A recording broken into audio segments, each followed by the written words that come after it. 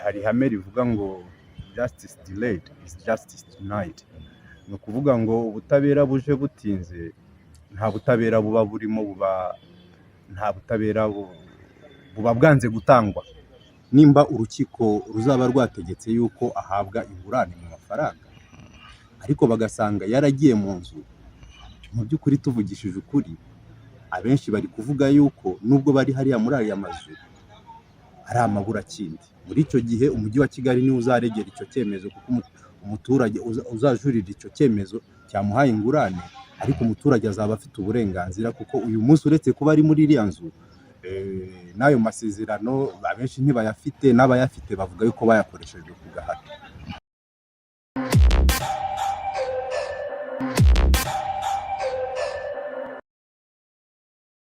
Tariki ya 23 ukwezi kwa 9 umwaka wa 2022 wari umunsi utegerejwe na benshi mu baturage ba Kibiraro ya mbere, Kangondo ya mbere na Kangondo ya kabiri.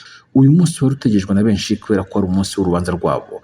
Ni umunsi barategereje mu gihe babwirwaga ko bazasenyerwa, kuba zimurwa ku gahato, ariko bakavuga bati urubanza rwacu twarareze, turacyategereje imyanzuro y'urukiko. Ntabwo byakundiye ko uwo munsi ugera bakiri mu mazu kubera ko basenyewe iminsi mike mbere yaho, icyumweru mbere yaho. Ku munsi w'urubanza ariko baritabiriye bakurikirana iburanisha, ahinjiyemo umuburanyi mushya, bikaba bisa n'ibyasubije ibubisi dosiye nubwo izakomeza kuburanishwa. Kuri uyu munsi umunyamategeko wunganira bamwe muri bo arasobanura imwe mu mirongo migari y'aho urubanza rwabo rugeze. Ntabwo nemeranywa n'umujyi wa Kigali kuko uburyo bimuwemo twese twarabibonye, kandi nta nubwo bagombaga kubimura unilateralement bazi ko ari ababuranyi. Ni icyemezo cyagombaga gufatwa kibanje gusabwa urukiko, ariko ntibabonye uburyo icyo cyemezo, abaturage ntibabonye n'uburyo basaba urukiko ngo rutegeke umujyi wa Kigali guhagarika ibyo bintu kuko bari bareze. Ni icyemezo cy'agateganyo cyabanjirije gusomwa urubanza, gifashwe n'umujyi wa Kigali, kidategetswe n'urukiko. En plus de ça, ntabwo kuba barabatwaye mu mazu mu by'ukuri bose ariko babyemeye. Hariho ababyemeye, ni uburenganzira bwabo, ariko hari n'itegeko, hari amategeko atandukanye. Hari itegeko rigenga kwimura abantu ku mpamvu z'inyungu rusange. Icyo bagombaga gukora, bagombaga kureba ababyemeye kuko itegeko rirabyemera, bakajya muri ayo mazu. Abatabyemera, itegeko ribaha uburenganzira bwo gusaba ingurane ikwiye itari amazu nk'uko bo babyifuza. Hari abasaba ingurane, hari abasaba indishyi, bitandukaniye mu itegeko. Abasaba ingurane n'abasaba indishyi mu by'ukuri, itegeko riteganya yuko itegeko rigenga kwimura abantu ku mpamvu z'inyungu rusange ziteganya yuko umuntu wese afite uburenganzira bwo guhabwa ingurane ikwiye mu mafaranga. Ariko impande zombi zibyumvikanyeho, uwimurwa ashobora guhabwa ikindi kintu kitari amafaranga, ariko babyumvikanyeho. Ariko dans le cas d'espèce, ntabwo abaturage tugewe mburanira abari bo mvugira bemera iyo ngurane y'amazu yo mu Busanza. Nkaba nibaza impamvu umujyi wa Kigali utsimbarara ushaka guha abaturage, uvuga ngo ukeneye ubuhuza, nyamara bigaragara ko nta bushake bagize, ndetse ubu ngubu bakaba baranimuwe, abenshi baranimuwe batakiri muri hariya baburana. Tukaba dusanga mu by'ukuri umuturage yakagombye guhabwa ingurane, agahabwa n'indishyi ahubwo zitandukanye, kuko turebye ibyakozwe n'ibyakurikije amategeko. Mu rubanza rwose mwunganira abantu bangahe? Niba muhite mukurikizaho icyemezo ubutegetsi bwafashe kizagira ingaruka kuri uru rubanza, kubimura ku ngufu? Icyemezo en principe nticyagombye kugira ingaruka kuri uru rubanza, kuko ubutabera burigenga. Leta tuzi ko amategeko ateganya yuko nayo ari umuburanyi nk'abandi, ubwo ndavuga umujyi wa Kigali.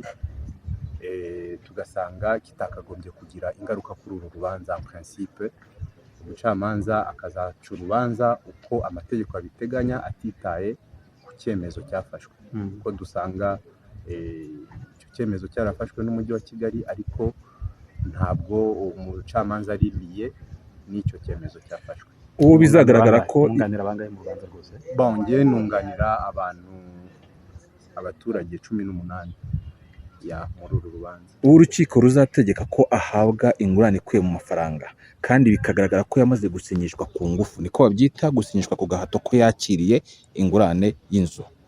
Icyo gihe bizakorwaho iki? Hazakurikizwa iki? Ntabwo muri icyo gihe nimba urukiko ruzaba rwategetse yuko ahabwa ingurane mu mafaranga ariko bagasanga yaragiye mu nzu, mu by'ukuri tuvugishije ukuri abenshi bari kuvuga yuko nubwo bari hariya muri aya mazu ari amaburakindi. Muri icyo gihe umujyi wa Kigali niwe uzaregera icyo cyemezo, kuko umuturage uzajurira icyo cyemezo cyamuhaye ingurane, ariko umuturage azaba afite uburenganzira, kuko uyu munsi uretse kuba ari muri iriya nzu n'ayo masezerano abenshi ntibayafite, n'abayafite bavuga yuko bayakoresheje ku gahato. Hari icyo bita umuturage uri muri iriya nzu igihe bamuha bategeka ubutegetsi bw'umujyi wa Kigali ko abona amafaranga ashobora kuyisohokamo. Cyane ni uburenganzira bwe, kuko ndumva batazamuhambirira mu nzu ngo ayivumemo. Icyo urukiko ruzemeza, umuturage afite uburenganzira bwo kuzagishyira mu bikorwa, akaba yava hariya abishatse akavuga yuko we biriya atabyemera kubera impamvu azaba atanga, akajya gufata ingurane ye y'amafaranga nk'uko urukiko ruzaba rwabitegetse, kuko twizeye ko urukiko ruri hejuru y'umujyi wa Kigali, rukaba hejuru y'ababuranyi bose, rukaba icyemezo ruzafata buri ruhande rutegetswe cyubahiriza. Amategeko agena icyo bita court injunction, aho urukiko rushobora gusabwa gufata icyemezo bitarenze umucamanza, icyemezo gitambamira ibikorwa by'umujyi cyangwa bya leta, icyemezo kigafatwa nibura mu gihe cy'amasaha atarenze 28. Iyo court injunction yashoboraga kubuza isenywa, yaba yarabayeho ntiyakirwa cyangwa ntiyakozwe. Urakoze, ni ikibazo cyiza. Igihe twaburanaga, ababuranira umujyi wa Kigali bavugaga ko abaturage batigeze baregera urukiko kugira ngo rufate icyemezo cyihutirwa cyo guhagarika biriya bintu. Mu by'ukuri ntabwo ari byo, kubera ko uburyo babikozemo hari igihe giteganywa n'itegeko umuturage atanga ikirego cyihutirwa kugira ngo kigire icyemezo gifata. Umujyi wa Kigali niwo wakagombye gufata iya mbere, wagombaga gufata iya mbere ugasaba urukiko gutanga uburenganzira yuko kiriya gikorwa bakoze gikorwa bishingiye ku mategeko. Umujyi wa Kigali niwo wabikora. Umuturage yabuze aho anyura, yari kubikora gute? Turazi uko byakozwe, ntawe wasohokaga, ntawe winjiraga, babikoze mu masaha 24.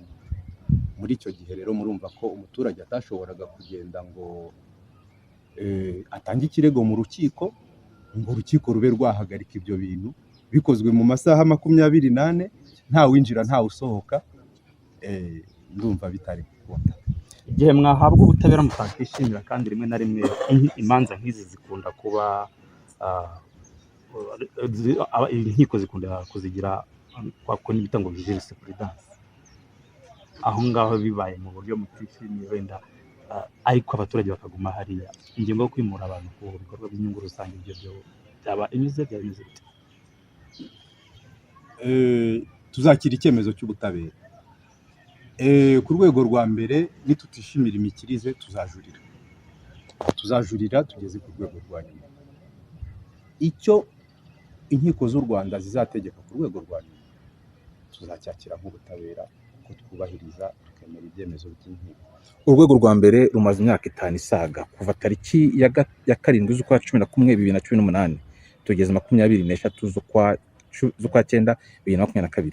Niba urwego rwa mbere rufashe imyaka 5 hafi n'igice, urwego rwa kabiri cyangwa rwarengaho, ntibyazaba urubanza rw'imyaka 20. Nibyo koko uru rubanza rumaze igihe kinini, kandi bavuga ngo justice, hari ihame rivuga ngo justice delayed is justice denied. Ni ukuvuga ngo ubutabera buje butinze nta butabera buba burimo, nta butabera buba bwanze gutangwa.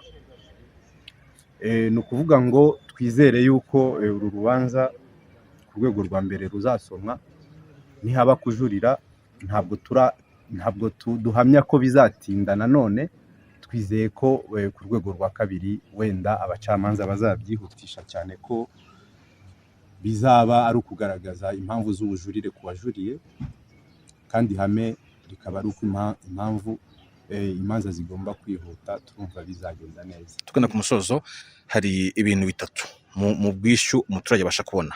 Hari ingurane yemewe n'umujyi wa Kigali mu mafaranga abaturage bavuga ko iri hasi cyane, ko babariwe mu buryo burimo ipfobya n'itesha agaciro.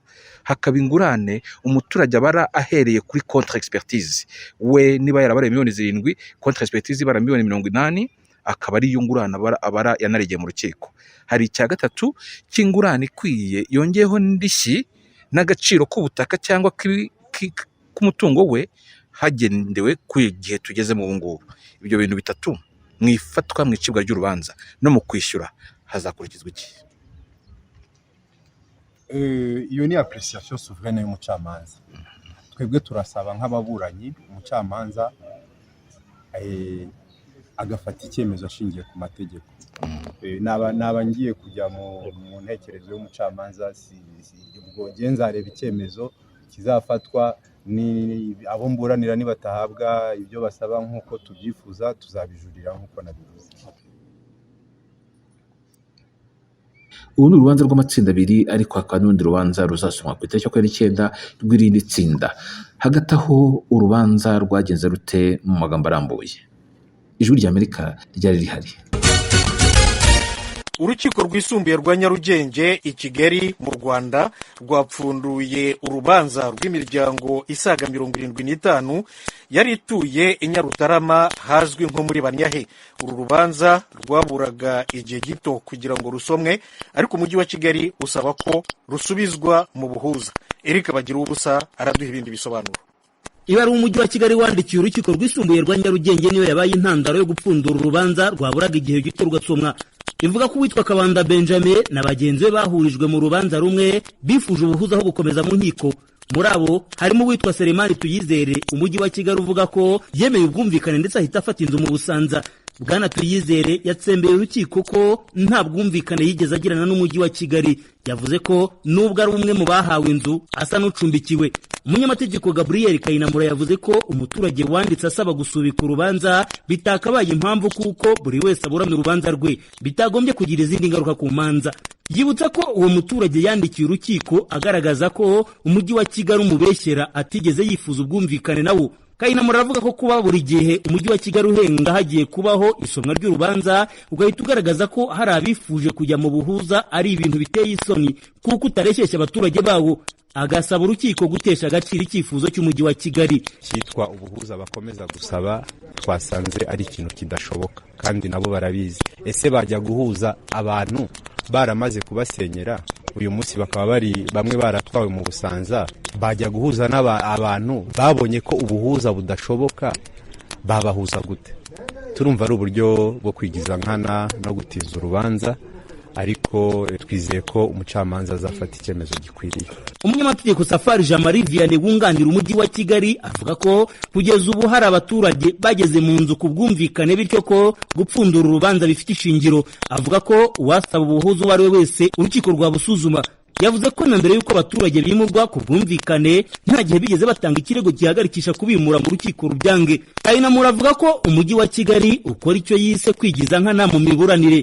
Yavuze ko abaturage bagiye mu mazu kubw'amaburakindi nyuma y'aho inzego z'umutekano zari zabagoteye aho batuye mu minsi 3 zafunze amazi n'umuriro. Yasubiyemo amagambo yavuzwe n'umuvugizi wa guverinoma wungirije Bwana Lemu kurarinda ko abaturage bagomba kwimuka ku ngufu hanyuma leta ikazubahiriza icyemezo cy'urukiko. Umucamanza aramutse asubitse gahunda twese twahagarara yo kwimura yo gukomeza igikorwa maze tubisuzume, ariko no kuvuga ati oya komeze natwe dukomeze tuburane. Niba mukomeje wewe hagati aho bakaba barakwimuye n'utsinda urubanza rukabitegeko bakavuga ko bagomba kuba amafaranga, leta se isuzugura ibyemezo by'inkiko bazabikora. nutsindwa n'ubundi uzaba warimuwe, ubwo bizakomeza gutyo. Umunyamategeko Kayinamura avuga ko umujyi wa Kigali wihaye uburenganzira usenyera abaturage, urukiko rutarafata icyemezo icyo afata nko kurengera. Yavuze ko amakosa yabo batagombye kubyitwaza ngo babeshye inkiko. Uyu munyamategeko yasabye urukiko kuzaba hagati y'impande zombi, hato abaturage batazabifata nkaho uwo baregari nawe baregera. Bamwe mu baturage babwiye urukiko imbona nkubone nabunganira umujyi wa Kigali ko ibyo uvuga bitarimo kuri, barimo Selemani Tuyizera uvuga ko umujyi wa Kigali wamuhatiye kwimuka. Barambeshyira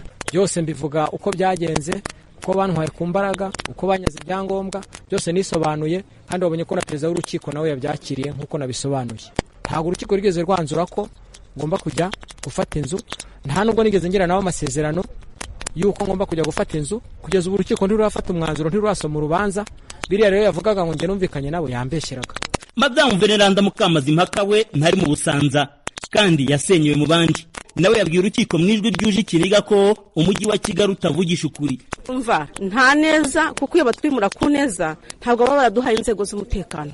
Uwo munsi inzego z'umutekano zari ziturinze ku buryo nta handi urushishi rwagombaga kunyura, bagombaga kuba bahari impande zose, ntawasohokaga ntawinjiraga. Ni ukuvuga ngo umuntu wasohokaga n'uwaba ari uhetse imbumburi asohotse agiye, niko byari bimeze. Isura y'ubuzima w'uwo munsi yo kuwa kane no kuwa gatanu no kuwa gatandatu, ubwo ni ukuvuga ngo twari mu mwijima, nta mazi, nta gakoma, twari twafatiye ku munwa nk'ubwangati, umwana, umukecuru, mbese abantu bose twari tumeze ducya turi muri koma gusa.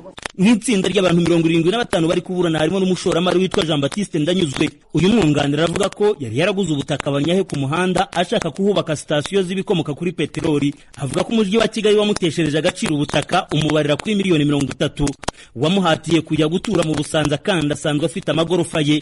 Ndanyuzwe agasaba miliyoni zisaga 160 z'amafaranga nk'ingurane, cyangwa umujyi wa Kigali ukamuguranira ubundi butaka yakoreraho imishinga ye. Umujyi wa Kigali wakomeza gutsimbarara ku gutanga amazu yubatswe n'umushoramari nk'ingurane ku mitungo y'aba baturage, ariko nabo ntibarava kwizima, bakomeje gutsimbarara ku guhabwa amafaranga. Umucamanza yanzuye ko izi manza zazifataho icyemezo ku itariki ya 21 z'ukwezi gutaha. Hagati aho ariko kuri 29 z'uku kwezi hari irindi tsinda rizasomerwa. Bagira ubusa ijwi ry'Amerika i Kigali. Turashimira ijwi ry'Amerika ku bw'iyi nkuru. Iyi ni Pax TV IREME News, ijwi ry'abativugira.